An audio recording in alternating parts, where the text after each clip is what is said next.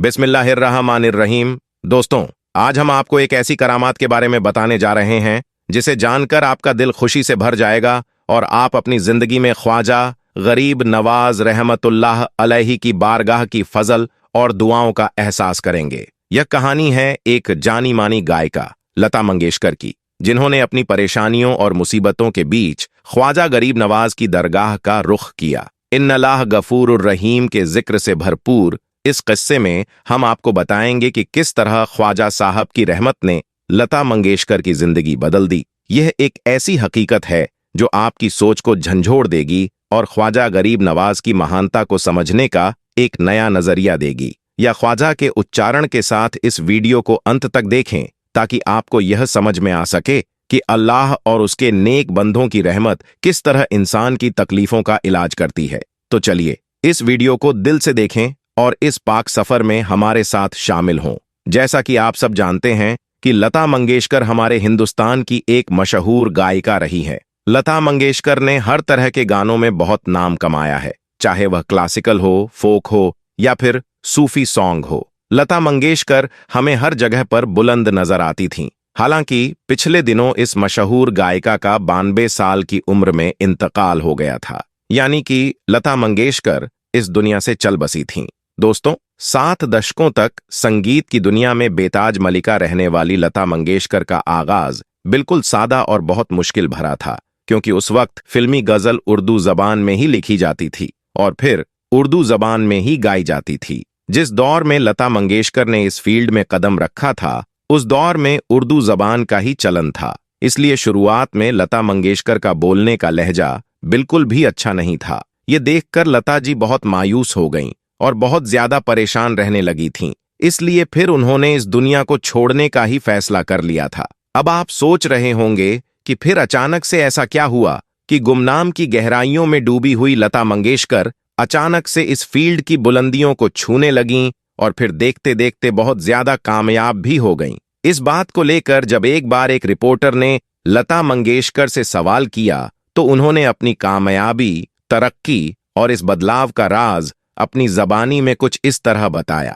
लता जी खुद कहती हैं कि शुरुआत में मैंने बहुत मेहनत की, लेकिन मुझे कामयाबी हासिल नहीं हो पा रही थी। यानी कि जैसी कामयाबी मेरे दिल की ख्वाहिश थी, वैसी कामयाबी मुझे हासिल नहीं हो पा रही थी। इस बात को लेकर मैं बहुत ज्यादा परेशान रहने लगी थी। मैं अपने भगवान से प्रार्थना करती रहती कि भगवान मुझे भी कामयाबी मिल जाए और मैं भी एक अच्छी गायिका बनूं। लेकिन उस वक्त कुछ भी बात नहीं बन पा रही थी। कुछ भी ऐसा होता हुआ नजर नहीं आ रहा था जिससे मुझे सराहना मिले और मैं कामयाब हो जाऊं। लेकिन फिर एक दिन मैंने एक मुसल्ला फकीर से ख्वाजा गरीब नवाज की बातें सुनी और सुना कि ख्वाजा गरीब नवाज अल्लाह के एक ऐसे महबूब वली हैं जो एक फकीर को भी बादशाह बना सकते हैं। फकीर की इन बातों को सुनकर मैं बहुत ज्यादा मुतासिर हो गई। इसलिए फिर कुछ महीनों के बाद ही, यानी कि उस फकीर से मिलने के कुछ महीनों के बाद, मैंने अपने ख्वाब में देखा कि मैं हजरत ख्वाजा गरीब नवाज के दरबार में हाजिर हूं। यानी कि अजमेर दरगाह में ख्वाजा गरीब नवाज की मजार शरीफ पर हाजिरी देने के लिए गई हूं और वहां जाकर मैं अपनी कामयाबी के लिए दुआ भी कर रही हूं।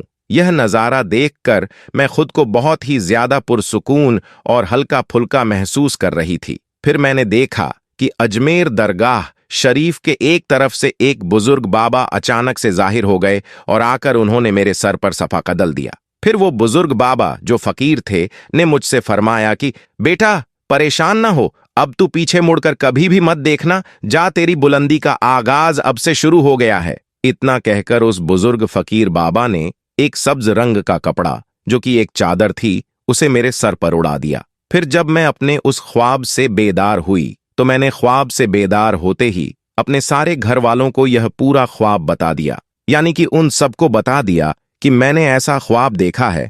मुझे ख्वाब में एक बुजुर्ग फकीर बाबा दिखे हैं जिन्होंने कहा है कि बेटी अब तेरी बुलंदी का दौर शुरू हो चुका है। इतना कहकर फिर मैंने अपने घर वालों से कहा कि मैं अजमेर शरीफ दरगाह में, यानी कि हजरत ख्वाजा गरीब नवाज रहमतुल्लाह अलैहि के मजार शरीफ पर हाजिरी देना चाहती हूं, क्योंकि अब मेरी बड़ी दिल्ली इच्छा हो चुकी थी कि मैं अजमेर शरीफ की दरगाह में जाकर हाजिरी दूं।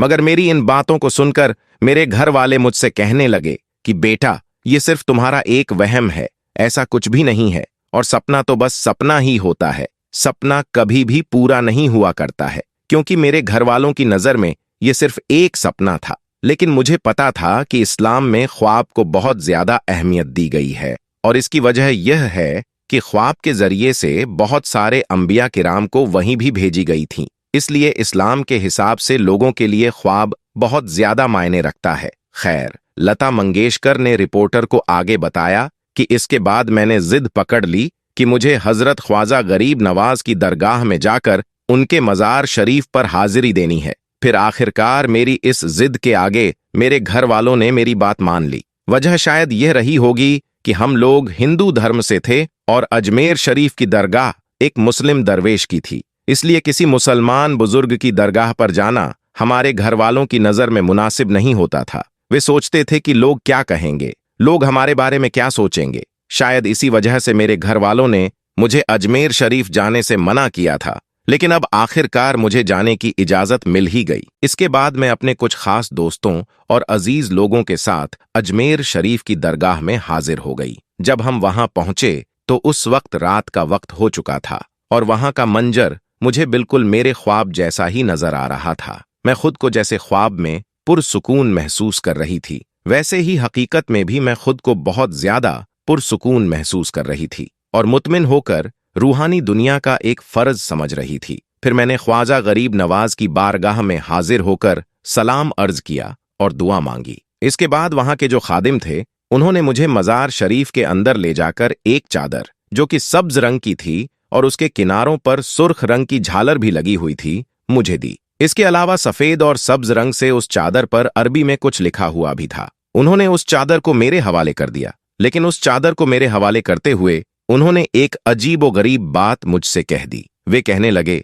बहन, यह आपकी अमानत है, हमने इसे आपके हवाले कर दिया है। उस वक्त तो मुझे यह बात बिल्कुल भी समझ में नहीं आई, लेकिन फिर जब वापस घर आकर मैंने अपने ख्वाब और हकीकत को आपस में जोड़कर देखा तो मुझे समझ में आ गया कि वह चादर किसने अमानत के तौर पर मुझे दी थी। मैं समझ गई थी कि यह तो हजरत ख्वाजा गरीब नवाज की एक करामात थी जो रहमत की चादर के रूप में आपने मुझे अता की थी। लता मंगेशकर ने इसके बाद रिपोर्टर को बताया कि इसके बाद तो मेरी कामयाबी के दिन ऐसे आए कि मैंने वाकई में इसके बाद कभी भी पीछे मुड़कर नहीं देखा। इसके बाद मैं संगीत की दुनिया की बेताज मल्लिका बन गई। अब ऐसा होने लगा था कि मेरे बगैर कोई गाना ही नहीं बनता था। इसके बाद लता मंगेशकर कहती हैं कि फिर मैंने कई बार सोचा कि मैं दोबारा अजमेर शरीफ में जाऊं और हजरत ख्वाजा गरीब नवाज की मज़ार शरीफ पर जाकर हाजिरी दूं, मगर इसके बाद मैं फिर कभी अजमेर शरीफ नहीं जा सकी, जिसका मुझे आज तक बहुत अफसोस है। उम्मीद करता हूं कि आज का यह वीडियो आपको अच्छा लगा होगा।